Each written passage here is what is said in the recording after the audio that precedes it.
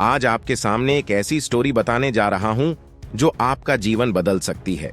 बस आपको उसे पूरा देखना होगा और उसको समझना होगा।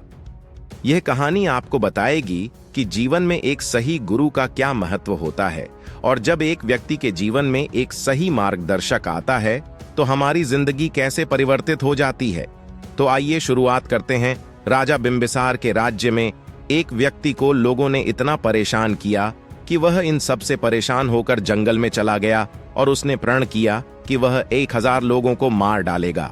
जिस पहाड़ी पर वह व्यक्ति रहता था उस पहाड़ी पर जाने का रास्ता गांव वालों ने बंद कर दिया था ताकि वहां कोई जा न सके, क्योंकि जो व्यक्ति उस पहाड़ी पर जाता वह व्यक्ति उसको मारकर उसकी अंगुलियों को काट लेता और अपने गले में डाल लेता था। लोगों को मारकर उनकी अंगुलियों को काटकर उनकी माला बनाकर गले में डाल लेता था, इसलिए लोगों ने उसका नाम डाकू अंगुलीमाल रख दिया। एक समय जब महात्मा गौतम बुद्ध बिंबिसार के राज्य से भ्रमण कर रहे तो वहां पर एक औरत रोते रोते उनके पास पहुंची। गौतम बुद्ध के शिष्य ने औरत से रोने का कारण पूछा तो उसने बताया कि उसका पति और बेटा एक व्यापारिक दल के साथ जा रहा था, लेकिन वह दल से पीछे रह गए। जब उन्हें ढूंढा गया तो उनको मरा हुआ पाया गया और उनकी अंगुलियां काट ली गई थीं, तो गांव वाले समझ गए कि यह काम अंगुलीमाल का है। महात्मा गौतम बुद्ध ने डाकू अंगुलीमाल के बारे में गांव में पूछा, तब उन्हें पता चला कि जिस पहाड़ी पर वह रहता है वहां से कोई नहीं जाता और जो जाता है उसे वह मार कर अंगुली की माला बना लेता है। महात्मा बुद्ध डाकू अंगुलीमाल से मिलने उस पहाड़ी पर जाने लगते हैं तो उनका शिष्य और गांव वाले उन्हें रोकने लगते हैं। तो गौतम बुद्ध कहते हैं कि डाकू अंगुलीमाल को मेरी सबसे ज्यादा जरूरत है, मुझे उससे मिलना ही होगा। इतना कहकर वह पहाड़ी की ओर चल देते हैं। महात्मा गौतम बुद्ध अकेले ही डाकू अंगुलीमाल से मिलने चल देते हैं। पहाड़ी पर पहुंचते ही वहां पर उन्हें तलवार लिए डाकू अंगुलीमाल मिल जाता है। वह गौतम बुद्ध से कहता है कि हे सन्यासी, वहीं रुक जा, आगे मत बढ़ना वरना मैं तुम्हें मार दूंगा। यह बात सुनकर भी महात्मा बुद्ध नहीं रुकते और डाकू अंगुलीमाल के पास जाकर उससे भिक्षु बोलते हैं तो वह और भड़क जाता है और बोलता है कि तुम्हें अपने प्राणों का मोह नहीं है, मैं अभी तुम्हें मार दूंगा। गौतम बुद्ध उससे पूछते हैं कि तुम ऐसा क्यों करते हो, इन बेगुनाह लोगों को क्यों मारते हो। तो डाकू अंगुलीमाल बोलता है कि तुम्हें नहीं पता इन लोगों ने मेरे साथ क्या किया है, मेरा प्रण है कि मैं 1000 लोगों को मार दूंगा। गौतम बुद्ध उससे बोलते हैं कि तुम इस पेड़ की एक टहनी काटो, तो वह पेड़ की टहनी को काट देता है और गौतम बुद्ध की तरफ देखता है। फिर महात्मा बुद्ध बोलते हैं कि अब इस टहनी को वापस इस पेड़ से जोड़ दो और वैसा ही कर दो जैसा यह पहले था। तो डाकू अंगुलीमाल कहता है कि पागल हो क्या सन्यासी, ऐसा थोड़े ही हो सकता है। गौतम बुद्ध डाकू अंगुलीमाल से कहते हैं कि काटना बहुत सरल है, जोड़ना बहुत मुश्किल होता है। तूने लोगों को काट दिया, अब एक को जोड़ के बता क्या ऐसा कर सकते हो। गौतम बुद्ध उससे कहते हैं कि जब तुम इसे लगा नहीं सकते तो तुम्हें इसे काटने का भी अधिकार नहीं है। इसी तरह जिन लोगों को तुमने मारा है, क्या तुम उन्हें वापस जिंदा कर सकते हो। डाकू अंगुलीमाल सर झुकाकर निरुत्तर खड़ा रहता है।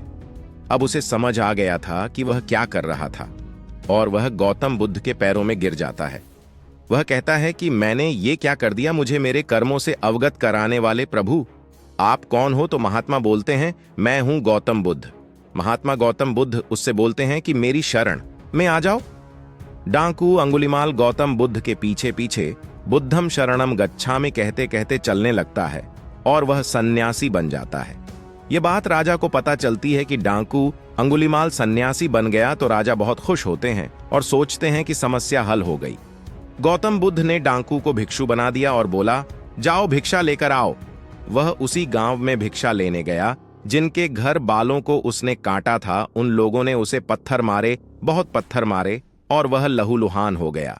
वह लहूलुहानन गौतम बुद्ध के पास आता है तो बुद्ध पूछते हैं कि दर्द हो रहा होगा, तो वह कहता है कि ये दर्द तो शरीर को हो रहा है, आत्मा तो शुद्ध हो गई है। एक विचार ने डाकू अंगुलीमाल की जिंदगी बदल दी, इसीलिए कहते हैं कि एक विचार आपकी पूरी जिंदगी बदल सकता है। जब एक डाकू सन्यासी बन सकता है तो एक व्यक्ति बिजनेस करके करोड़पति क्यों नहीं हो सकता? जरूर हो सकता है, बस आपको अपने विचारों को बदलने की जरूरत है। कई बार इंसान बहुत मेहनत कर रहा होता है लेकिन उसे मंजिल नहीं मिल रही होती और तब लगता है यार सब कुछ छोड़ दूं, कुछ नहीं हो सकता, मुझसे कुछ नहीं हो पाएगा। तब ये स्टोरी हमेशा याद रखना मेरे दोस्त। अगर कहा जाए कि सफलता किसी व्यक्ति को चुनती है तो यह गलत भी हो सकता है, लेकिन अगर हम कहें कि व्यक्ति ही अपनी सफलता और असफलता को चुनता है तो यह बिल्कुल सही होगा, क्योंकि एक असफल व्यक्ति कई बार प्रयास करता है लेकिन एक सफल व्यक्ति सफलता मिलने तक प्रयास करता है और आखिर में सफलता उसके कदम चूमती है। दूसरी बात जो सबसे ज्यादा जरूरी है कि अगर आपके पास पैसा है, आप सफल हो गए हैं, तो अपने पैसे को सही जगह निवेश करें। जैसा कि rich dad poor dad book में बताया गया है कि संपत्तियां खरीदना चाहिए और दायित्व को नहीं खरीदना चाहिए। जिस तरह एक पत्थर को मूर्ति बनने के लिए तपना पड़ता है, उसी तरह हर इंसान को सफलता पाने के लिए मेहनत की भट्टी में तपना पड़ता है, तब जाकर ही सफलता मिलती है।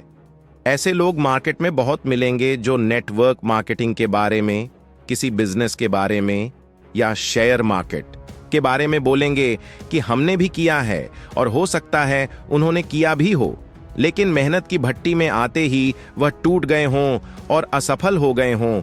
इसलिए हमें किसी की बात पर ध्यान नहीं देना चाहिए, हमें सिर्फ डट कर मेहनत करनी चाहिए।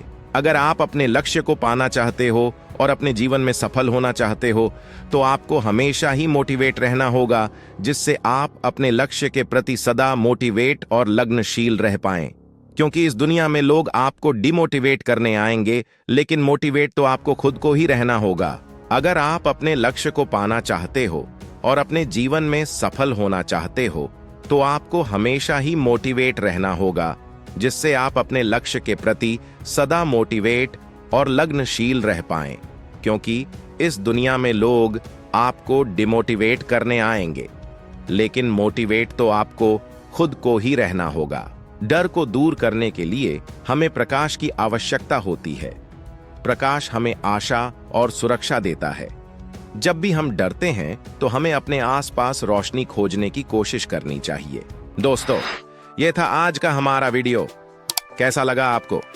अगर आपने अब तक लाइक सब्सक्राइब नहीं किया है तो अभी कर लें और बेल आइकॉन दबा लें। हम मिलेंगे अगले वीडियो में, तब तक के लिए बाय बाय।